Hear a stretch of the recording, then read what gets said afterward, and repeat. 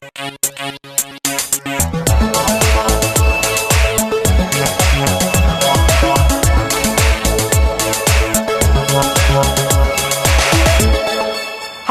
my name is Sandeep, a developer advocate on the Google Cloud Platform.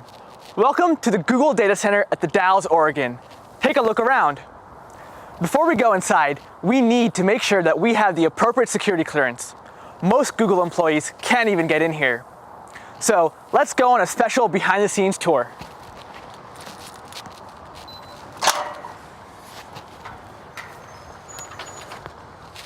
I'm here with Noah from the Site Reliability Engineering team. Noah, can you tell us a little bit more about the SRE role at Google? Yeah, SREs write and maintain the software systems designed to keep our services running. So what happens if one of these systems goes down? We've designed our systems from the ground up to be able to handle any unexpected failures that might occur. We have highly redundant power, networking, and serving domains, so that even if we do lose an entire cluster, we're able to redirect those workloads and live migrate data in order to minimize any impact. In addition, we have a team of SREs on call 24/7 that can tackle any problems that might arise. Thanks, Noah. So now we learned more about the systems that manage our fleet at Google. Let's take a deeper look at the data center infrastructure itself. Welcome inside. Before we can continue further, we need to go through the biometric iris scan and circle lock. These only allow one person in at a time and require dual authentication to continue further. I'll see you on the other side.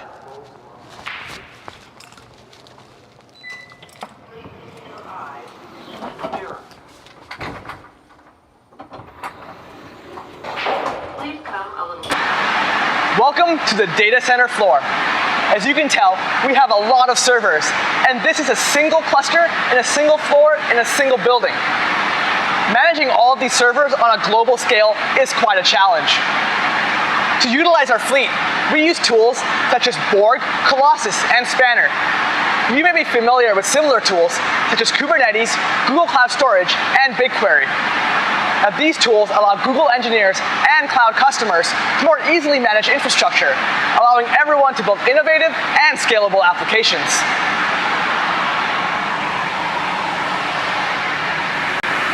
Here at Google, a lot of our infrastructure is custom-made. This gives us the flexibility and performance we need to run all of our services at scale. Oh, hey, it's Virginia, one of our network engineers. Hey, Sandy. Virginia, what are you working on today? Today I'm working with Hardware Ops to expand this data center network to deploy additional machines in this building. Our fleet is constantly growing to support new capacity for Google products and our cloud customers. That sounds like a lot of work to be constantly adding capacity around the globe. Well, we've designed our network so that this kind of capacity growth isn't very hard. Jupyter, our current data center network technology, is a hierarchical design using software-defined networking principles. So just like with our servers, we abstracted away the specific details of our network and can manage them like they're software programs and data. Abstracting seems to be a common theme here at Google. I've also noticed a lot of fiber running in our data centers. That's right. A single building can support 75,000 machines and carry over 1 petabyte per second of bandwidth, which is actually more than on the entire internet. Wow. This allows us to reliably access storage and compute resources with low latency and high throughput. So how is this data center connected to all our other data centers around the globe? Google runs V4, our own private, highly efficient backbone network, which is actually growing faster than our internet-facing network. It connects all our data centers together and allows services to efficiently access resources in any location. Nice. I finally know what all this Google Fiber is really used for. Thanks, Virginia. No problem. So now you've seen all the compute and networking horsepower required to run your workloads in the cloud. Let's take a look at where your data is safely and securely stored. Let's go. Whether you're querying terabytes of data on BigQuery or storing petabytes in Google Cloud Storage, all of your data needs to be stored on a physical device. Our data center infrastructure allows us to access our storage quickly and securely. At our scale, we need to handle hard drive and SSD failure on a daily basis. While your data is replicated and safe, we need to destroy or recycle used hard drives so no one can access your data. From the time a disk is removed from a server to the time it's decommissioned, we maintain a very strict chain of custody. The disks are completely wiped and then destroyed in a huge shredder. Let's go shred some hard drives.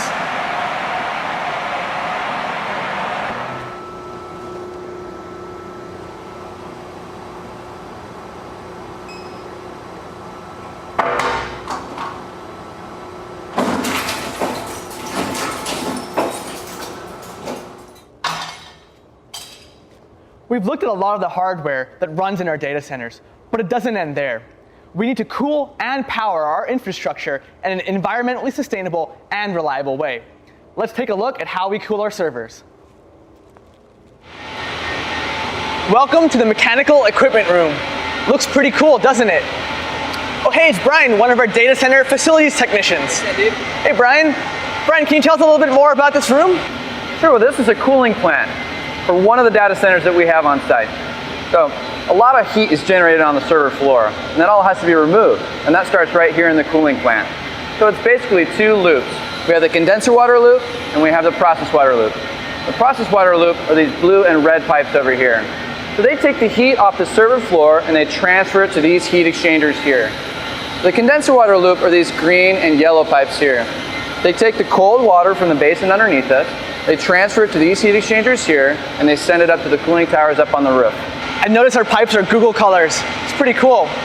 So how efficient is our data center? Well, Google has some of the most efficient data centers in the world.